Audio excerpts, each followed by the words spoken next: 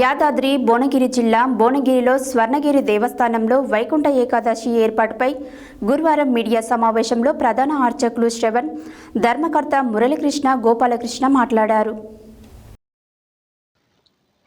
యాదాద్రి భువనగిరి జిల్లా భువనగిరిలో స్వర్ణగిరి దేవస్థానంలో వైకుంఠ ఏకాదశి ఏర్పాటుపై గురువారం మీడియా సమావేశంలో ప్రధాన అర్చకులు శ్రవణ్, ధర్మకర్త మురళీకృష్ణ గోపాలకృష్ణ మాట్లాడుతూ స్వర్ణగిరిలో ఈ నెల 10వ తేదీ నుంచి 19వ తేదీ వరకు వైకుంఠ ఏకాదశి వేడుకలు జరుగుతున్నాయని, భక్తులు స్వామివారిని ఉత్తర ద్వార దర్శనం చేసుకోవాలని తెలిపారు. ప్రతిరోజు 10,000 మందికి అన్నదాన కార్యక్రమం ఏర్పాటు చేశామని, మొదటి వైకుంఠ ఏకాదశి సందర్భంగా పార్కింగ్కు ఇబ్బంది లేకుండా అన్ని ఏర్పాట్లు చేశామని, ఆన్లైన్లో దర్శనం టికెట్స్ అందుబాటులో ఉన్నాయని, టైం స్లాట్ ప్రకారం దర్శనం కల్పిస్తామని, వెబ్సైట్లో అన్ని వివరాలు తెలుసుకోవచ్చని అన్నారు. భక్తులకు సమాచారం కోసం 4 కౌంటర్లను ఏర్పాటు చేశామని తెలిపారు. భక్తులకు సకల అన్ని సౌకర్యాలు ఏర్పాట్లు చేశామని అన్నారు.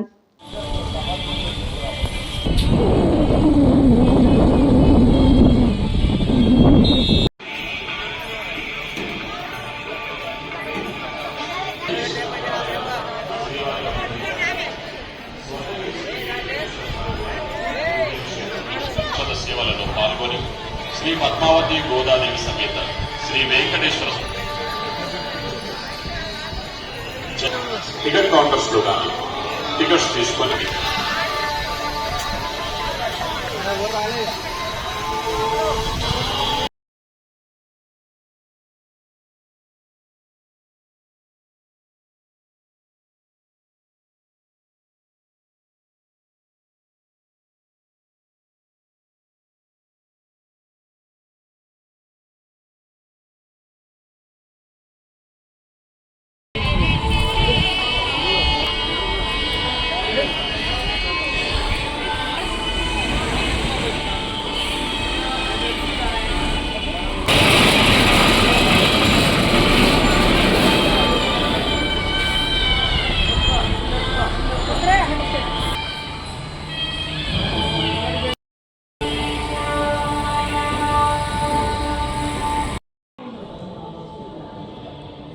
పరిస్థితి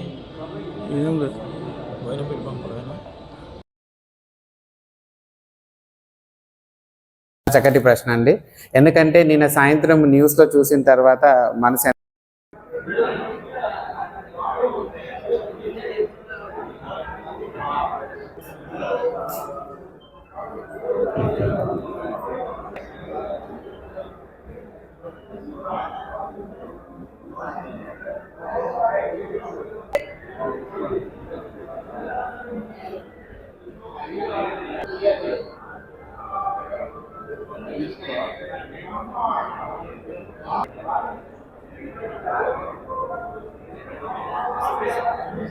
ఆరాధనలు, అభిషేకాలు ఇత్యాది కైంకర్యాలలో పాల్గొని ఆ స్వామివారి యొక్క దివ్య దర్శనము చేసుకొని ఉత్తర ద్వారం నుండి లోపలికి విచ్చేసి ఎవరైతే దర్శనం చేసుకుంటారో వారిని ఆ యొక్క స్వామి ఎల్లవేళలా చల్లగా కాపాడుతారని మనకు శాస్త్రం కూడా తెలుపుతుంది.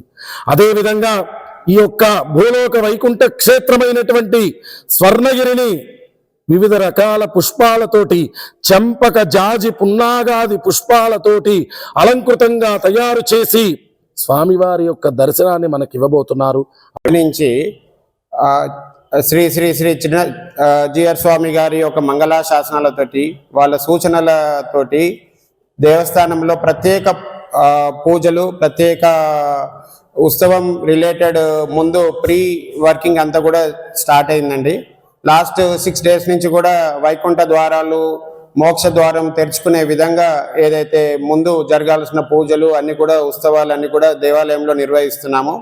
10వ తారీఖు నాడు ఉదయము 3:30 నుంచి 4:30 ప్రాంతాన స్వామిని ఫస్ట్ పల్లకి సేవలో ఉత్తర ద్వారం నుంచి లోపలికి తీసుకురావడం జరుగుతుంది దేవాలయంకి. దాని తర్వాత భక్తులకి దర్శనం ఇవ్వడం జరుగుతుంది. సో అందరూ కూడా ముక్కోటి ఏకాదశికి స్వామిని దర్శించి ఆ స్వామి యొక్క కృపకి పాత్రలు కావాలనేది మనవి. సో ఈ వైకుంఠ ఏకాదశిని పురస్కరించుకొని లాస్ట్ 1 month నుంచి ప్రత్యేక ఏర్పాట్లు దేవాలయంలో చేయడం జరుగుతుంది.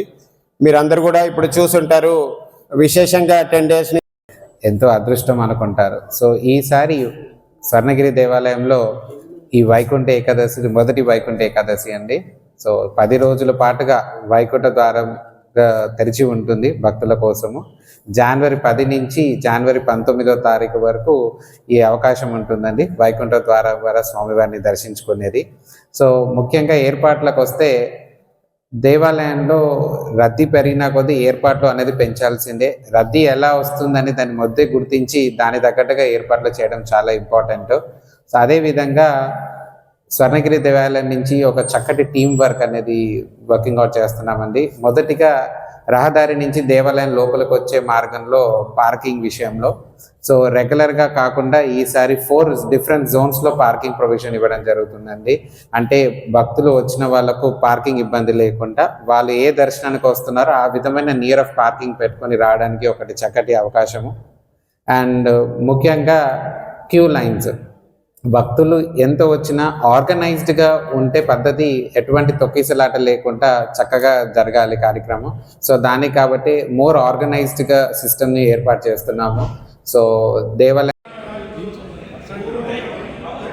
స్వామికి జరిగేటువంటి వెలువడి ప్రాతకాలం నుంచి జరిగేటువంటి ఆరాధనలు, అభిషేకాలు ఇత్యాది కైంకర్యాలలో పాల్గొని ఆ స్వామివారి యొక్క దివ్య దర్శనము చేసుకొని ఉత్తర ద్వారం నుండి లోపలికి విచ్చేసి ఎవరైతే దర్శనం చేసుకుంటారో వారిని ఆ యొక్క స్వామి ఎల్లవేళలా చల్లగా కాపాడతారని మనకు శాస్త్రం కూడా తెలుపుతుంది. అదేవిధంగా ఈ యొక్క భూలోక వైకుంఠ క్షేత్రమైనటువంటి స్వర్ణగిరిని వివిధ రకాల పుష్పాలతోటి, చంపక జాజి పున్నాగాది పుష్పాలతోటి అలంకృత